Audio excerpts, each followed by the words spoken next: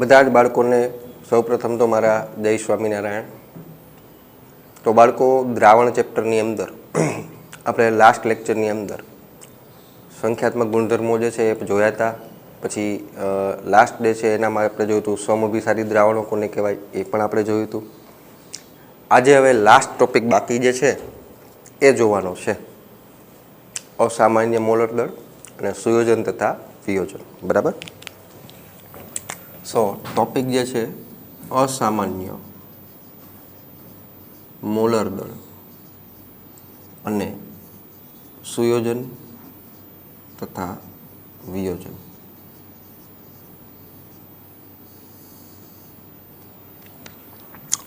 હવે જો બાળકો, જ્યારે ક્યારે પણ આયનીય ઘન હોય, જેમ કે NaCl છે, KCl છે, આવા ઘન જે છે એવા દ્રાવ્યને જ્યારે ક્યારે પણ ધ્રુવીય દ્રાવક, દાખલા તરીકે પાણી, એની અંદર દ્રાવ્ય કરવામાં આવે ત્યારે એમાંથી કણ જે છે એ છૂટા પડતા હોય છે. અને એ જે ઘટના જે છે ને એને તમે કહી શકો છો વિયોજન. શું કહેવાય? વિયોજન. વિયોજનનું સિમ્પલ મતલબ થાય છૂટું પડવું. શું થાય? છૂટું પડવું. સો વિયોજન, જેને ઇંગ્લિશમાં કહેવાય ડિસોસિએશન, જ્યારે આયનીય ઘન જેવા કે KCl છે, NaCl છે વગેરે ને ધ્રુવીય દ્રાવક જેવા કે H2O માં દ્રાવ્ય કરવામાં આવે ત્યારે તેમાંથી આયનો છૂટા પડે છે.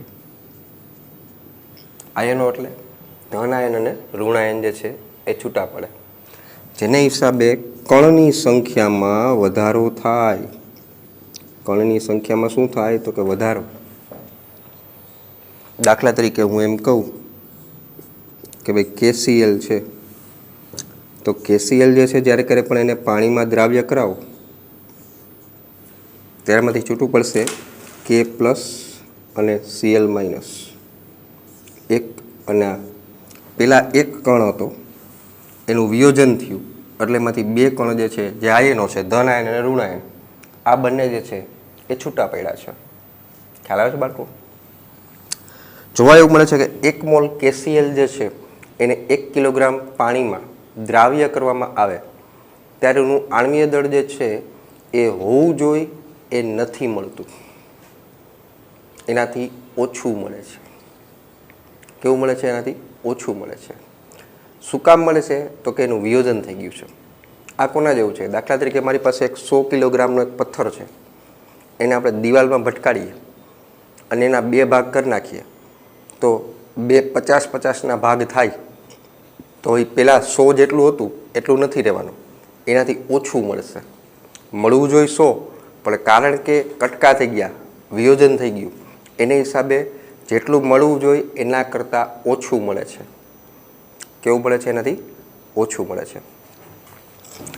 સો જોવા એવું પણ મળે છે કે ભાઈ 1 મોલ KCl ને 1 કિલોગ્રામ પાણીમાં દ્રાવ્ય કરતા ઉત્કલન બિંદુમાં જે વધારો છે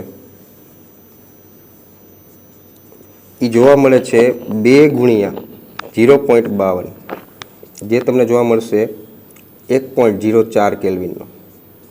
0.52 જે છે એ કેબીનું મૂલ્ય છે પાણી માટે. બરાબર.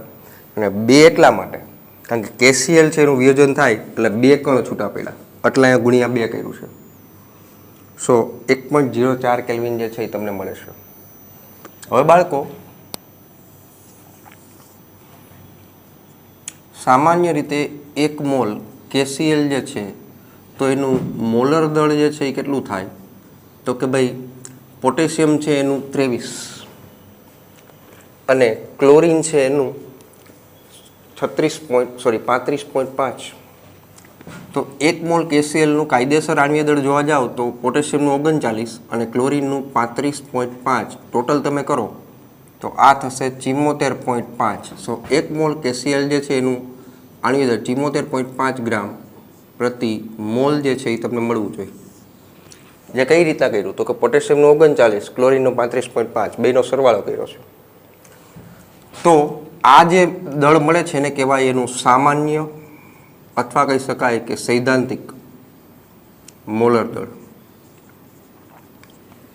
પણ કારણ કે જ્યારે ત્યારે પણ તમે એને પાણીમાં દ્રાવ્ય કરાવો છો, એનું વિયોજન થાય છે, એમાંથી એક કણમાંથી 2 કણ છૂટા પડે છે, એટલા માટે એનું આણ્વીય દળ જે છે એ 74.5 જે છે એના કરતાં ઓછું મળે છે. મળવું જોઈએ 74.5, પણ મળે છે એના કરતાં ઓછું. એ જે તમને આણ્વીય દળ મળે છે એને કહેવાય પ્રાયોગિક અથવા કહી શકાય અસામાન્ય મોલર દળ, જે મળે છે 37.25 ગ્રામ પ્રતિ મોલ. એ 37.25 કેમ આવ્યું બાળકો? 74.5 ભાંગા 2 કરશો એટલે એ આવશે આટલી કિંમત. ટૂંકમાં એમ કહી શકાય કે જ્યારે ક્યારેય પણ વિયોજન થાય છે ત્યારે જે અસામાન્ય મોલર દળ છે, અસામાન્ય મોલર દળ જે છે એ હંમેશા ઓછું હોય છે. કેના કરતાં? તો કે સામાન્ય મોલર દળ કરતાં. દાખલા તરીકે હું એમ કહું કે ભાઈ આનું જે છે એ એવું 74.5 જે સૈદ્ધાંતિક હતું, કાયદેસર હતું, તો કારણ કે વિયોજન થઈ ગયું, એક કણમાંથી 2 કણ થયા, તો આનું તમને જોવા મળે છે 37.25. મળવું જોઈએ કેટલું? તો કે 74.5. મળે છે કેટલું? તો કે 37.25. તો આ જે છે એને કહેવાય અસામાન્ય મોલર દળ અથવા પ્રાયોગિક મોલર દળ, જ્યારે આ જે છે એને કહેવાય સામાન્ય મોલર દળ અથવા કહી શકાય સૈદ્ધાંતિક. ખબર પડી? તો વિયોજન થાય ત્યારે 2 વસ્તુ થઈ. પેલું, એક વિયોજન થાય એટલે કે છૂટું પડે, કણ જે છે છૂટા પડે, ત્યારે એક કણમાંથી વધારે કણ જે છે એ છૂટા પડે છે. સો કણની સંખ્યામાં વધારો થાય, આ પહેલી વાત જ્યારે વિયોજન થાય છે ત્યારે. બીજું કે એક કણમાંથી જુદા જુદા નાના ટુકડા થયા તો જે મળવું જોઈએ કાયદેસરનું સૈદ્ધાંતિક અથવા કહી શકાય કે સામાન્ય મોલર દળ જે છે એ હંમેશા વધારે જ હોય. કોના કરતાં? તો કે અસામાન્ય અથવા કહી શકાય પ્રાયોગિક મોલર દળ કરતાં, જે મેં આ દર્શાવ્યું છે. ખ્યાલ આવ્યો? અને ત્રીજી વસ્તુ તો કે વોન્ટ ઓફ અવયવ આઈ, જે હમણાં આગળ આવશે. વોન્ટ ઓફ અવયવ આઈ જે શું છે? તો કે સામાન્ય મોલર દળ છેદમાં અસામાન્ય મોલર દળ. હવે કેસીએલની જ વાત કરીએ તો કાયદેસર એનું મોલર દળ કેટલું છે? તો કે 74.5. વિયોજન થઈ ગયા બાદ તમને કેટલું મળે છે? તો કે 37.25. તો આ કેટલું આવશે? તો કે આને ભાંગા આ કરો એટલે એ થશે 2. સો વોન્ટ ઓફ અવયવ આઈ એની કિંમત કેટલી એવી? તો કે 2. તો આની ઉપરથી એમ કહી શકાય કે જ્યારે ક્યારેક પણ વિયોજન થાય ત્યારે 3 વસ્તુ તમારે ધ્યાનમાં લેવાની છે. જ્યારે વિયોજન થાય ત્યારે 3 વસ્તુ ધ્યાનમાં લેવાની છે. પહેલી વસ્તુ, વિયોજન થાય ત્યારે કણની સંખ્યા હંમેશા વધે. આ પહેલી વાત, કણની સંખ્યા વધારો થાય છે. બીજી વાત, સામાન્ય મોલર દળ જે છે એ હંમેશા વધારે જ હોય અસામાન્ય મોલર દળ કરતાં.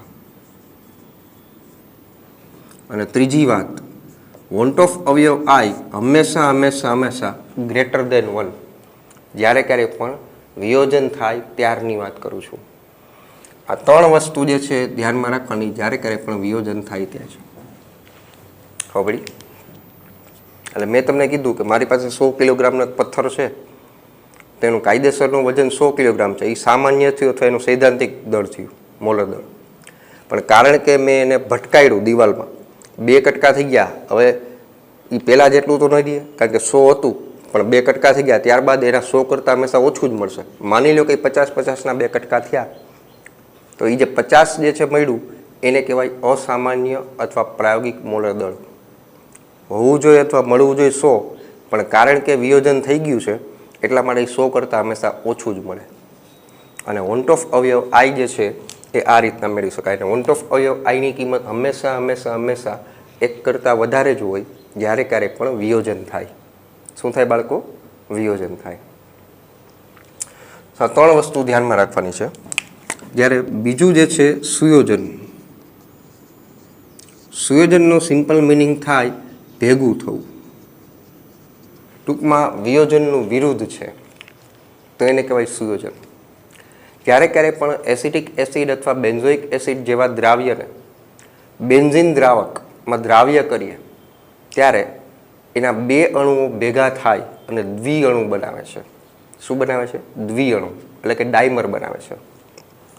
સો જ્યારે એસિટિક એસિડ એટલે CH3COOH અથવા બેન્ઝોઇક એસિડ C6H5COOH ને બેન્ઝીન જેવા દ્રાવકમાં દ્રાવ્ય કરવામાં આવે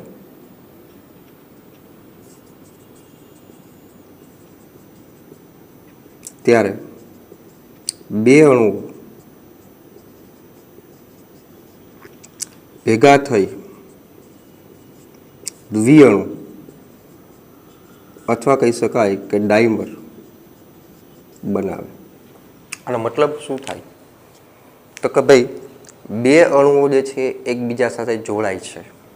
ટૂંકમાં વિયોજન જે છે એ સુયોજન છે એ સંપૂર્ણ વિયોજનથી ઊંધું છે, વિરુદ્ધ છે. વિયોજનમાં શું થતું હતું? છૂટા પડતું હતું. સુયોજનમાં શું થશે?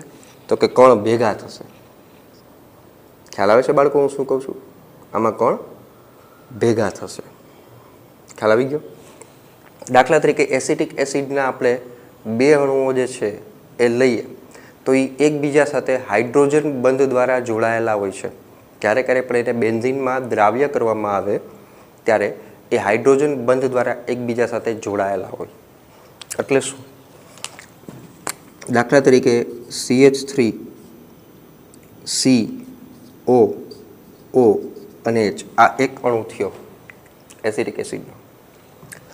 આવો નવો તમે બીજો અણુ લ્યો તો CH3 CO અને H. હવે તમને ખ્યાલ છે બાળકો કે ઓક્સિજન પાસે 2 અબંધકારક ઇલેક્ટ્રોન યુગ્મ હોય.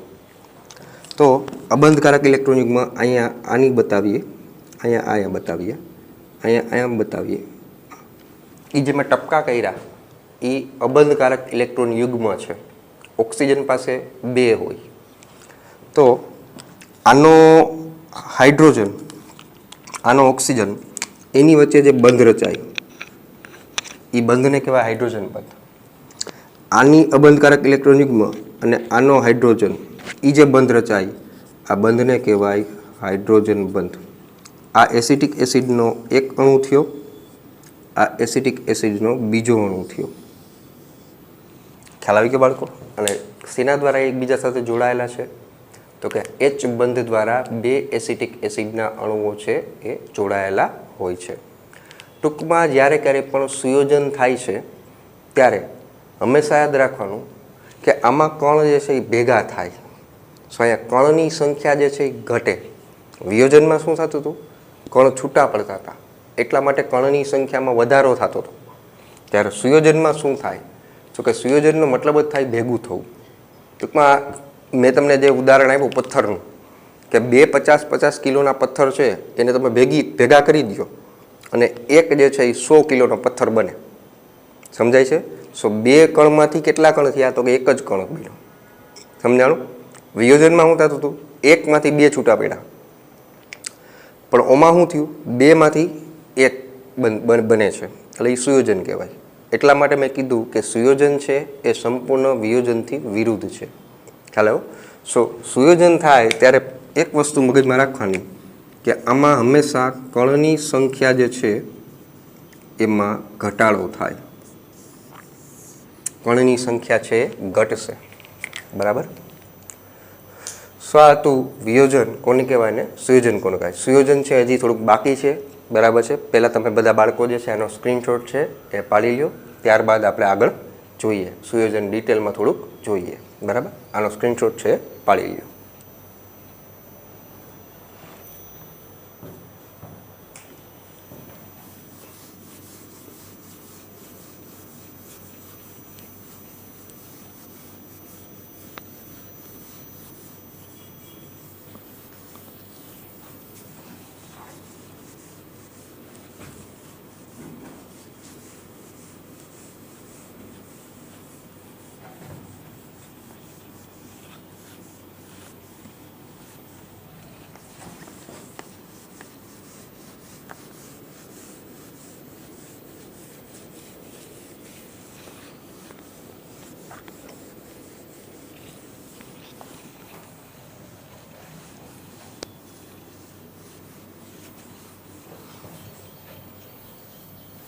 તો બાળકો, સુયોજનમાં આપણે જોયું કે ભાઈ આ કણની સંખ્યા જે છે એમાં ઘટાડો થાય છે અને એસિટિક એસિડ અથવા બેન્ઝોઇક એસિડ જેવા અણુઓ જ્યારે બેન્ઝીન જેવા દ્રાવકમાં દ્રાવ્ય થાય ત્યારે દ્વિઅણુ બનાવે છે અને એ જોડાયેલા હોય છે હાઇડ્રોજન બંધથી.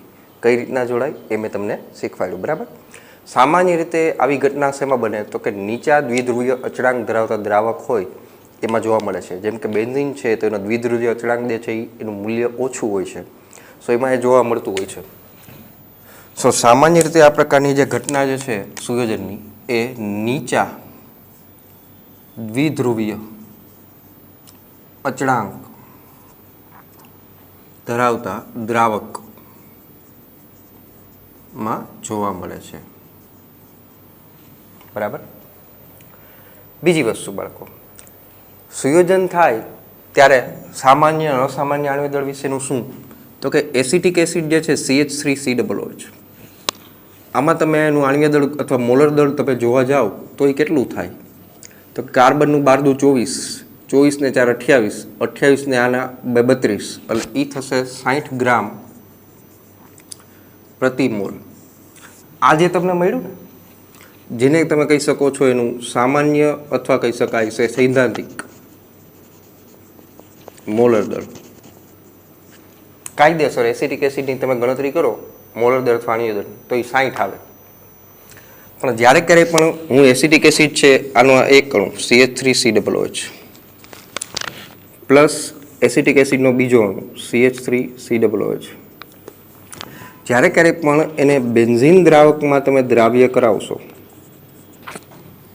ત્યારે એ ડાયમર બનાવે છે. આ ડાયમર અથવા કહી શકાય કે દ્વિઅણુ બનાવે છે. એનો મતલબ શું થયો કે આ બે ભેગા થયા અને આ એક કણ બનાવ્યો છે. સો બે કણમાંથી એક કણ બન્યો એટલે મેં લખ્યું હતું કે કણની સંખ્યા હંમેશા ઘટે. આ પહેલી વાત. કાયદેસર એનું સામાન્ય આણ્વીય દળ જોવા જાવ તો આનું 60 થશે, આનું બી 60 છે, પણ બે ભેગા થઈ જ્યારે ડાયમર અથવા દ્વિઅણુ બનાવ્યો ત્યારે આનો કેટલો મળશે? તો આનો 120 મળશે. 60 આનો ને 60 આનો ટોટલ કેટલું થાય? 120. તો એ જે 120 મળ્યું છે એ શું છે? તો કે આનું અસામાન્ય અથવા કહી શકાય કે પ્રાયોગિક મોલર દળ. ટૂંકમાં કહી શકાય કે જ્યારે ક્યારે પણ સુયોજન થાય છે ત્યારે અસામાન્ય મોલર દળ જે છે, અસામાન્ય મોલર દળ એ હંમેશા વધારે જ હોય. કોના કરતાં? તો કે સામાન્ય મોલર દળ કરતાં. અથવા સૈદ્ધાંતિક જે છે એ હંમેશા ઓછું હોય છે પ્રાયોગિક કરતાં. આ અસામાન્ય હતું, આ સામાન્ય અથવા કહી શકાય સૈદ્ધાંતિક મોલર દળ. આની માટે પણ વોન્ટ ઓફ અવયવ આઈની આપણે ગણતરી કરીએ તો વોન્ટ ઓફ અવયવ આઈ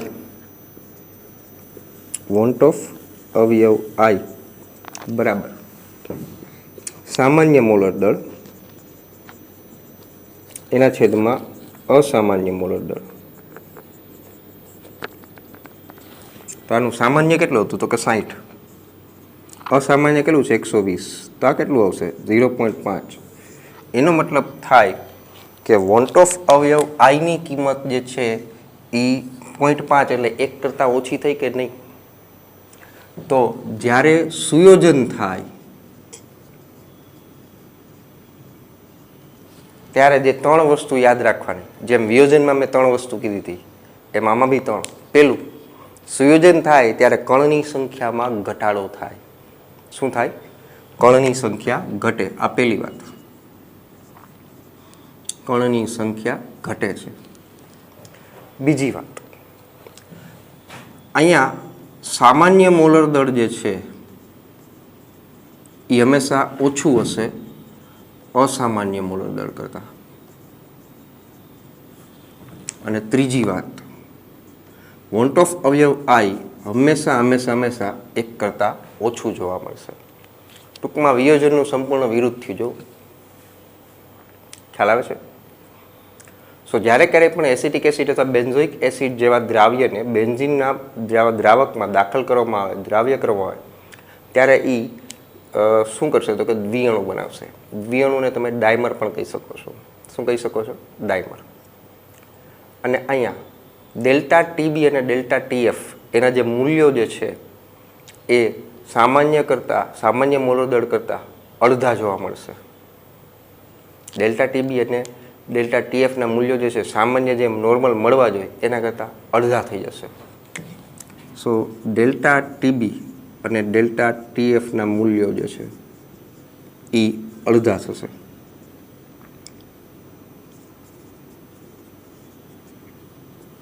અને આનું જે મોલર દળ જે છે એ સામાન્ય રીતે બમણું થઈ જશે. જેમ કે અહીંયા તમે જોવા જાઓ, આ 60 અને 60, પણ આપણને જે મળ્યું 120, એના માટે કંઈ બમણું થઈ ગયું કે નહીં?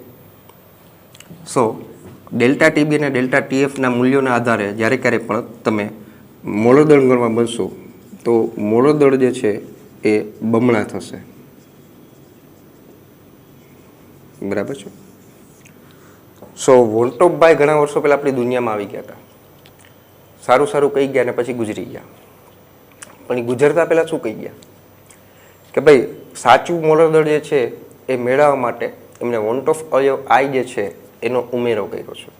હવે વોન્ટ ઓફ અવયવ આઈ જે છે એ કઈ રીતના મેળવી શકાય એ તમે જોવા જાઓ તો પહેલું એક સૂત્ર જે છે વોન્ટ ઓફ અવયવ આઈ, વોન્ટ ઓફ અવયવને દર્શાવવા માટેની સંજ્ઞા છે આઈ, જે છે સામાન્ય મોલર દળ એના છેદમાં અસામાન્ય મોલર દળ. આ પહેલું. અથવા કહી શકાય સૈદ્ધાંતિક મોલર દળ અને છેદમાં પ્રાયોગિક મોલર દળ.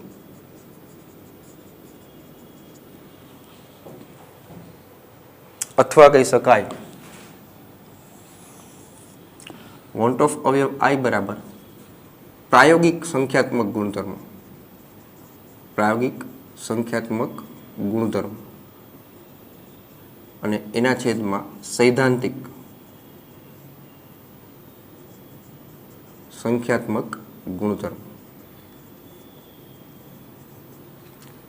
અથવા કહી શકાય કે સુયોજન અને વિયોજન, સુયોજન અથવા વિયોજન પછીના કણોની કુલ મોલ સંખ્યા એના છેદમાં સુયોજન અથવા વિયોજન પહેલા કણોની કુલ મોલ સંખ્યા. સુયોજન અથવા વિયોજન પછી કેટલા કણ છે એ અને સુયોજન અથવા વિયોજન પહેલા કણોની સંખ્યા કેટલી છે એ. બરાબર છે? તો પણ વોન્ટ ઓફ અવયવ આઈ જે છે એ મળી જશે. જેમ કે અહીંયા વોન્ટ ઓફ અવયવ આઈની કિંમત 0.5 આવતી હતી તો એ આ રીતના પણ મળશે. જુઓ, સુયોજન અથવા વિયોજન પછીના કણની સંખ્યા છે, દાખલા તરીકે આના માટે જોવા જાવ તો એ 1 છે અને પહેલાં કેટલી હતી તો કે 2, તો 1/2 એટલે 0.5 આવી ગયું કે નહીં? ખ્યાલ આવે છે? તો વોન્ટ ઓફ અવયવ આઈની ગણતરી જે છે એ આ રીતના તમે કરી શકો છો. બરાબર છે? બીજી વસ્તુ, ટેક્સ્ટબુકમાં ક્યારેક તમને એવું જોવા મળે કે 1 મોલ KClનું દળ જે છે એ 37.5, 37.25 અને 2 મોલ KClનું દળ છે એ 74.5 એ તમને જોવા મળશે. તો એ તમને સમજાવી દો કઈ રીતના આવે છે કે ભાઈ 2 મોલ KClનું દળ જે છે એ 74.5, જ્યારે 1 મોલ KClનું દળ જે છે એ 37.25. તો આવું કઈ રીતના? મેં KClનું વિયોજનમાં ઉદાહરણ દીધું હતું. આ KCl છે, એમાંથી 2 કણ છૂટા પડ્યા હતા, K પ્લસ અને Cl માઇનસ. તો આ 37.25 આપણે આનું લીધું હતું, 37.25, ત્યારે આનું થતું હતું 74.5. તો 2 મોલ KCl એટલે આનું આખાનું ગણ્યું છે, 2 મોલ KCl ખબર પડે છે. એટલે 37.25 એ બે ભેગા કર્યા એટલે 2 મોલનું ગણ્યું છે. અને 1 મોલ KClનું જે છે બરાબર છે એ 37.25, એવા 2 ભેગા કર્યા તો 74.5 થઈ જશે કે નહીં? સમજાણું? એવા 2 ભેગા કરો તો 37.25 પ્લસ 37.25 એટલે કેટલું થાય? તો કે 74.5. ખબર પડી? સો 2 મોલ KClનું દળ આટલું, ત્યારે 1 મોલ KClનું દળ આટલું. એ કઈ રીતના એવું મેં સમજાવ્યું. આ 2 કણો છૂટા પડ્યા એટલે એ 2 કણના ગણ્યા છે, આ 1 કણ. ખ્યાલ આવી ગયો બાળકો? તો સંયોજન થાય ત્યારે જે 3 વસ્તુ મગજમાં રાખવાની, કણની સંખ્યા ઘટે, સામાન્ય મોલોદળ હંમેશા અસામાન્ય કરતાં ઓછું હોય, અને વોન્ટ ઓફ આઈની કિંમત હંમેશા ઓછી હશે 1 કરતાં. ડેલ્ટા ટીબી અને ડેલ્ટા ટીએફના મૂલ્યો જે છે એ અપેક્ષિત મૂલ્ય કરતાં અડધા જોવા મળશે, અને જ્યારે એનું મોલર દળ જે છે એ બમણું થશે. કેવું થશે? એનું મોલર દળ બમણું થઈ જશે. ખબર પડી? સો આ હતું સુયોજન અને વિયોજન વિશે બાળકો. જોઈ લો, ત્યારબાદ શાંતિથી ટેક્સ્ટબુકમાં જે છે એ જોજો તમે આખો ટોપિક, અને આમાં અમુક વસ્તુ જે મેં કરેલી છે એ ટેક્સ્ટબુકમાં સાથે સાથે બાજુમાં લખતા જજો, જેથી કરીને સમજાય કે આમાં કવિ કેવા શું માગે છે. બરાબર? તો ચાલો બાળકોનો સ્ક્રીનશોટ છે લઈ લો, ત્યારબાદ આપણે આગળ વધીએ.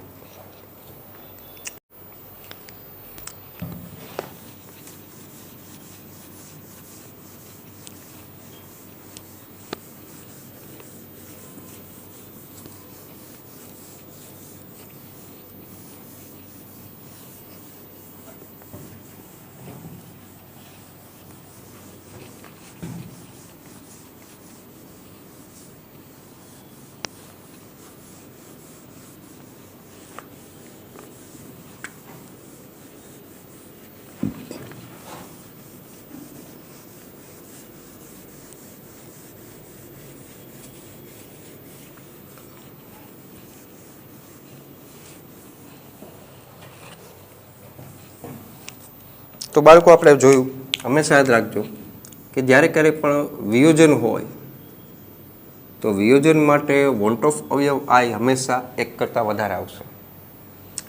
જ્યારે ક્યારેક પણ સુયોજન થાય તો સુયોજન માટે આઈ હંમેશા 1 કરતાં ઓછું આવશે. જ્યારે સુયોજન કે વિયોજન ન થાય ત્યારે હંમેશા યાદ રાખજો કે આઈની કિંમત 1 રહેશે.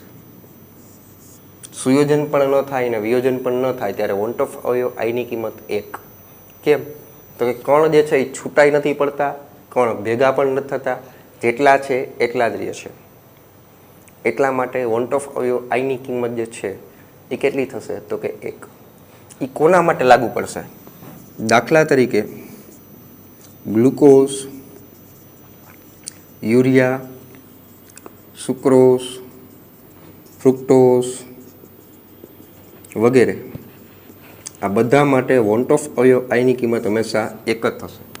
એનું કારણ ગ્લુકોઝ, યુરિયા, સુક્રોઝ, ફ્રુક્ટોઝ આ બધાને જ્યારે ક્યારે પણ તમે પાણીમાં દ્રાવ્ય કરી એનું જલીય દ્રાવણ બનાવશો ત્યારે એનું વિયોજન પણ નથી થતું અને એનું સુયોજન પણ નથી થતું. કણ છૂટા પણ નથી પડતા, કણ ભેગા પણ નથી થતા. એટલા માટે કણની સંખ્યા સમાન રહેશે. કણની સંખ્યા વધતી પણ નથી, કણની સંખ્યા ઘટતી પણ નથી. એટલા માટે આ 1 માર્ક MCQમાં તમારે કામ આવશે કે વોન્ટ ઓફ અવયવ આઈનું મૂલ્ય ગ્લુકોઝ માટે કેટલું, ગ્લુકોઝના જલીય દ્રાવણ માટે કેટલું? તો કે 1. કેમ? તો કે એનું સુયોજન કે વિયોજન ન થાય. આ મગજમાં રાખજો, સુયોજન કે વિયોજન ન થાય એટલા માટે. અને કણની સંખ્યા જે છે સમાન રહેશે.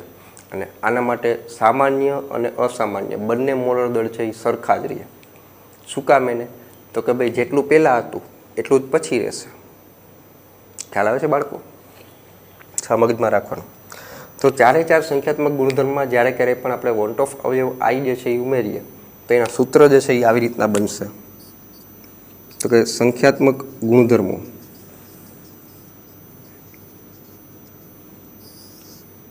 એમાં પહેલું છે બાષ્પ દબાણમાં સાપેક્ષ ઘટાડો P10 minus P1 upon P10 is equal to I into N2 by N1.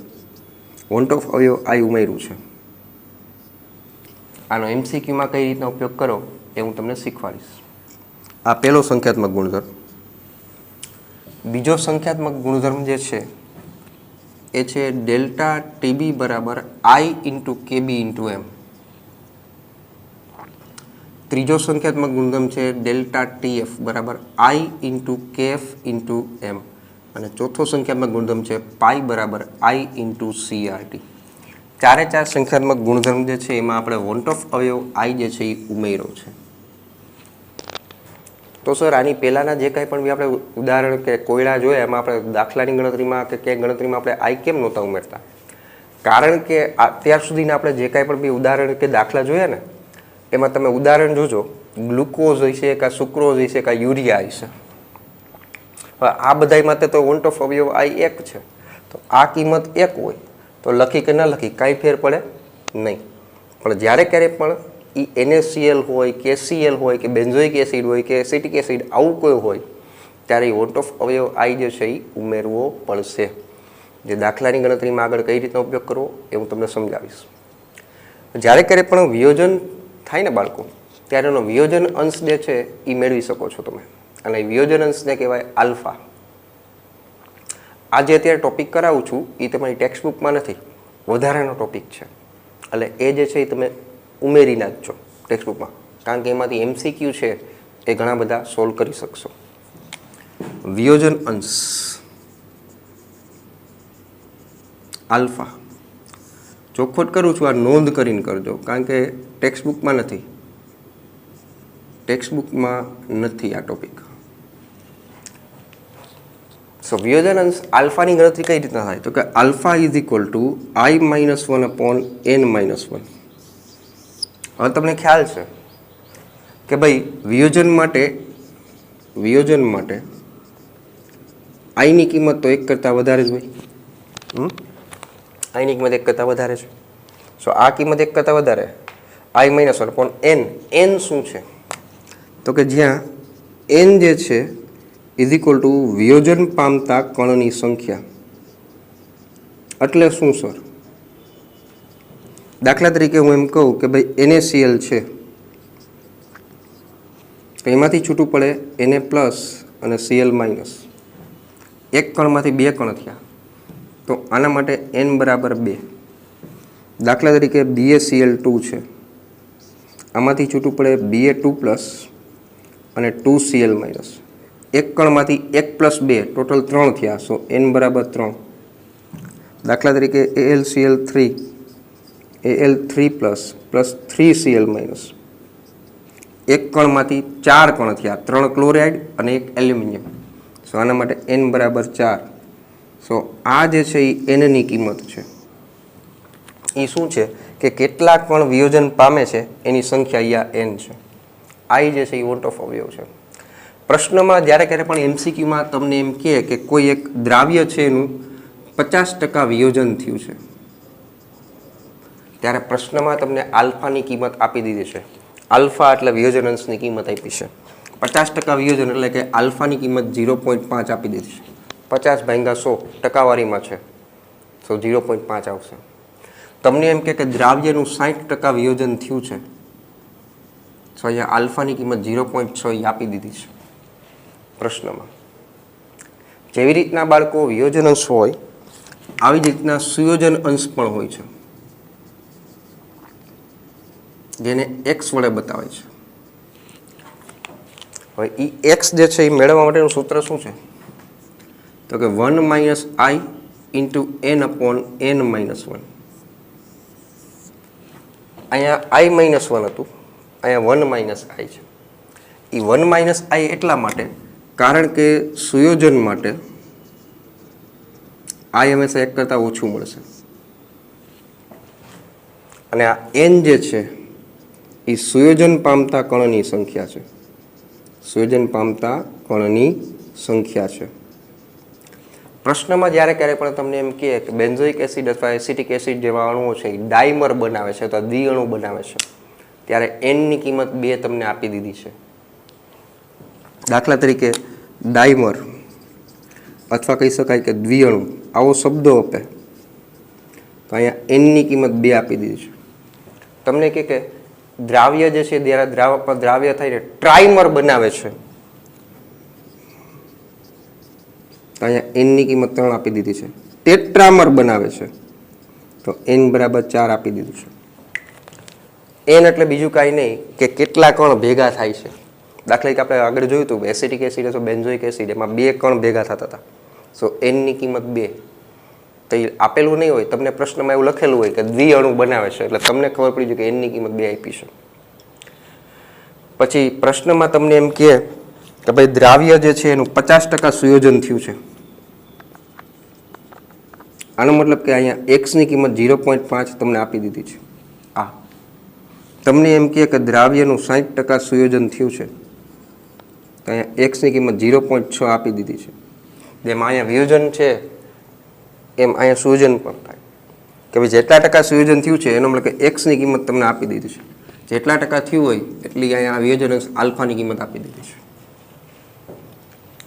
ખબર પડી? તો બસ બાળકો, આ તો આપણો છેલ્લો ટોપિક આ ચેપ્ટરનો. વિયોજનસ, સુયોજનસ, વિયોજન, સુયોજન કોને કહેવાય, વોન્ટ ઓફ અવયવ આઈ શું હોય, બરાબર છે ને. આ મગજમાં રાખજો કે આટલા અણુઓ માટે વોન્ટ ઓફ અવયવ આઈની કિંમત 1 થાય. મગજમાં રાખજો, બરાબર છે. આ 2 ટોપિક છે તમારા ટેક્સ્ટબુકમાં નથી, વિયોજનસ અને સુયોજનસ. વધારાના છે, બોર્ડમાંથી તમે લખી નાખજો અહીંયા ટેક્સ્ટબુકમાં, બરાબર છે. તમારે MCQની ગણતરી કરવા માટે આ બંને ટોપિક જે છે એ ઉપયોગી છે, ભૂલાય નહીં. હવે આ ચેપ્ટરની અંદર માત્ર ને માત્ર આના 2 કોયડાઓ જે છે એ બાકી રહે છે. સો નેક્સ્ટ લેક્ચરની અંદર એ બંને કોયડાઓ જે છે એ આપણે સોલ્વ કરશું. વધારાનું જે કંઈ પણ મારે આપવાનું હશે, આમ તો સાથોસાથ મેં તમને આપી દીધું છે કે ભાઈ MCQની ઉપયોગી તમારે ક્યાંય સૂત્ર આવતા હોય કે વધારાનું કે MCQની ગણતરીમાં ઉપયોગી થતું હોય તો એ બધું હું તમને સાથોસાથ કરાવતો જાઉં છું. છતાં બી કાંઈ બાકી રહી જતું હશે તો એ નેક્સ્ટ લેક્ચરની અંદર આપણે પૂરું કરશું. આ પૂરું થઈ જાય ત્યારબાદ આ ચેપ્ટરના તમને નીટ, JEE, ગુજકેટ કે એમાં આ ચેપ્ટરમાંથી કેવા પ્રકારના MCQ પૂછાય છે એની તૈયારી જે છે આપણે કરશું. આના પછીનો લેક્ચર જે છે હજી એક લેક્ચરમાં આવે 2 કોયડાઓ બાકી છે એ પૂરા કરશું. ત્યાર પછીના લેક્ચરમાં આમાંથી MCQ છે એ જોશું, બરાબર. તો ચાલો બાળકો, આ ટોપિક જે શાંતિથી બધા જોઈ લો, ટેક્સ્ટબુકની અંદર વાંચજો, સમજજો, બરાબર છે. જે મેં સમજાવ્યું છે એમાં પણ ધ્યાન આપજો અને વ્યવસ્થિત જે છે વધારાના મુદ્દા જે મેં કીધા છે એની નોંધ છે એ ટેક્સ્ટબુકમાં કરી લેશો. તો ચાલો બાળકો, આજના દિવસે માત્ર ને માત્ર અહીંયા સુધી રાખ્યો છે. ફરી પાછા બધા જ બાળકોને મારા જય સ્વામિનારાયણ.